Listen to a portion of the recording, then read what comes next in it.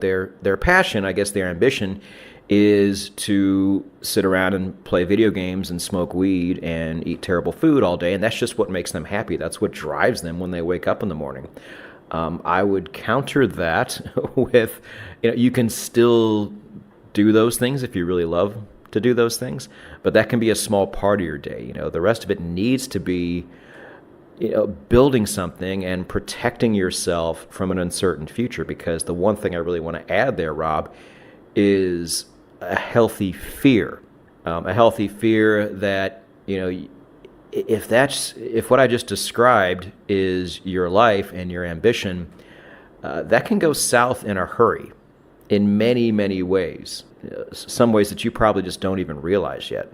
And one of the things I try to do in my other podcast, my investing podcast, is people are at least ambitious enough to listen to the podcast, but that's not really saying much. I have a feeling the majority of people who listen to what I'm saying really aren't taking action, and they pretend to have ambition, but when it comes time for the rubber to hit the road and for them to actually invest in something and protect themselves financially, their real level of ambition comes to the surface, let's just say.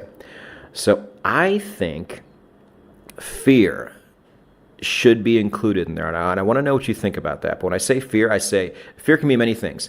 Fear of not protecting yourself from an uncertain future. Fear of wasted talent could be a big one. Fear of regret. If you don't try to apply yourself at least early on, just to see, what could happen. What could happen if I max out my stats and max out my skills and really put my mind to something? What could happen? I don't want to be 40, 50, 60 years old and then wonder what might have been. I certainly don't want to be on my deathbed and wonder what might have been. So that's the one I would add. Let me know if you think that's a good one or if you feel that's relevant to this episode, because that's the one thing that was kind of going through my head when I thought about it. I think that, what you just really went about or described was regret. And I think regret is absolutely a part of ambition. When you get to this future place, how do you want to look back on yourself? And I think that is part of ambition. For me, my self-esteem, how I see myself, is so important. Like, I am generous with money. I'm generous with time. I try to do things. And yes, I do like helping people and I do love the effects. But in the end, and I think we've talked about this in a prior podcast, I do it for me because I want to look in the mirror and be like, hey, that guy's generous. That guy's hardworking. That guy's all these things. And I did it. Yes, I love helping other people, but in the end, I did it for me. So yes, I think that regret, that once you are 10 years older, 20 years older, how are you going to look back on yourself today? And are you going to be proud of what you saw? I think that's a huge part of it. Yeah, I would agree with you on that. I can't remember the saying, but it's the people who are the hardest on themselves are the people who generally do better in life. And when I heard that, that was very validating for me, because I'm extremely hard on myself. I feel like I've done a lot of the things that I want to do. I've become financially free. I've helped a lot of people. I'm in good shape for my age, but I still look in the mirror every day. And every once in a while, I'm just like, ugh, you piece of shit. There's so much more you could be doing right now. Look at you. So yeah, that ambition, especially when you get a really good momentum behind it too, it just carries. And it's never, ever a bad thing, in my opinion. And I think that segues really, really well into the cons, because according to Rob Reinhold, there are cons to this ambition. And so we need to point them out, and we need to be very specific about them, because personally, I don't see a lot of downsides to it. A lot of the episodes we've done have been about these emotions and how they're good and they're bad. We just did one on anger, and we talked about, hey, anger is really a good thing if harnessed in the right way. Ambition is the same way. I'm going to be sharing a lot of my personal experiences, and they may not apply exactly to you. And hopefully, Patrick, you'll be able to share some experiences that might apply to people. But here's the problem with ambition. And again, my ambition was huge. I was not patient, and it led to a get rich quick. Now, if you asked me at the time, Rob, do you think you're going to get rich quick? Of course not. Of course, I'm not going to get rich quick. This is going to take years to do. But if you were to get in my thoughts, in my brain, it was just around the corner. It was literally this weekend. That's how close it was. And so that desire, that passion, that ambition really made me really fall into get rich quick. Like, hey, I need to just strike big. I need to over leverage. I need to over position size. I need to do more. I need to trade bigger, because I had that ambition to get to these goals and I wanted it to happen now. So I think that's probably one of the biggest problems with ambition, is it really leads you to this get rich quick. And I know that that's so gimmicky. That sounds gimmicky. But let's talk about get rich quick. Let's put some actual years on this. Patrick, if I said I'm going to get rich quick, I'm going to get rich quick in the next 10 years. Do you consider that a get rich quick scheme? 10 years? No, I think that's reasonable. Maybe, honestly, 10 years, not totally realistic, because you have to make all your mistakes first. And how many years is that going to take before you finally get yourself into that zone to where you can really start making money without screwing up all the time? But yeah, that's such a tough question. What about 5 years?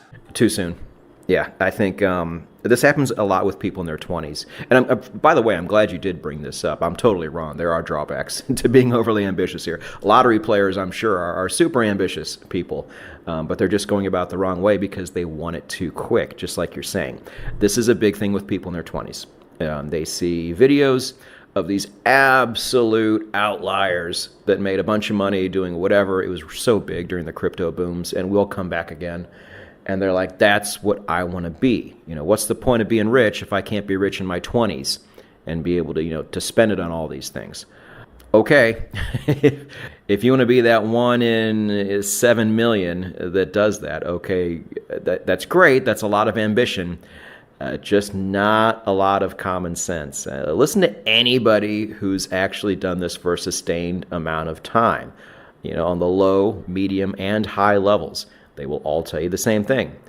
It takes time, and you have to be okay with that. And the problem is, in the field we're in, Rob, trading, people just don't see it that way, because all of the programming they get from the media outlets tells them otherwise. Tells them that they're going to get to where they want to be a lot quicker than they actually are. That's a problem. Yeah, I totally agree. It's just you're going to fall into the get rich quick with a lot of ambition. It's just going to happen. And even though you don't think, oh, I'm going to try to get rich quick, you're still expecting it to happen within a couple years or a couple months. When I was in my 20s, it was definitely a couple months is what it was going to take. I'll talk about that a little bit later because I really want to hammer this point home. But let's get into the next bullet point I have of overwork. So we talked about the pros of work ethic. Here we have overwork. I would have worked 24/7 if I could. And I've told my wife this many times. When we were dating and we were getting serious, and maybe we were even engaged at the time, we talked about potential problems we see in our marriage. And I said to her, oh, I'm worried I'm going to be a workaholic. And she kind of looked at me. Now, look, I was young. I wasn't a workaholic at the time, but now she sees it. I love to work. But I have to say this, the saving grace for me for having a family was when it got to 5 p.m., I would shut down my system. Even though I didn't want to, even though I wanted to keep going, I shut down my system because I needed to do family time. That has saved me from really being an overwork. We talked in the first episode or two about the Yerkes-Dodson law. The Yerkes-Dodson law says that whenever you're trying to accomplish a task, if it's too easy, you get bored, you don't really put your full mind into it. If it's too difficult, then you have all these negative consequences. You want it to be difficult, but not impossible to get the best results. And there's a whole book called Flow about this that really talks about getting in this point. We made a joke and we talked about making t-shirts that said trade harder. Do you remember that, Patrick? Oh, yeah. We love to bring it up, and we need to actually do that at some point. So again, you can't trade harder. You can't do anything harder. It is what it is, and it's just going to take time. So, all what happens is you get this sunk cost of I've been working 8 hours a day on trading for 2 years. I should have more than I have. Well, guess what? Only an hour of that 8 hours was even productive. You haven't really been working all that much. You've just been spinning your wheels doing dumb stuff. That's one of the problems with ambition is you are going to spend lots of time doing really things that aren't going to add any value to your bottom line.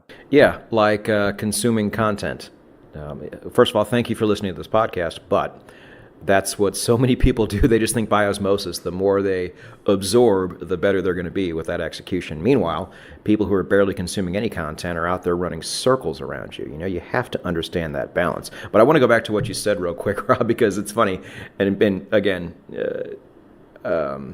dedicated podcast listeners know my story here. But I figured I had, back when I was first starting trading, I had about 18 hours waking hours in the day. By golly, I was going to use them. I didn't have the family thing to put the brakes on.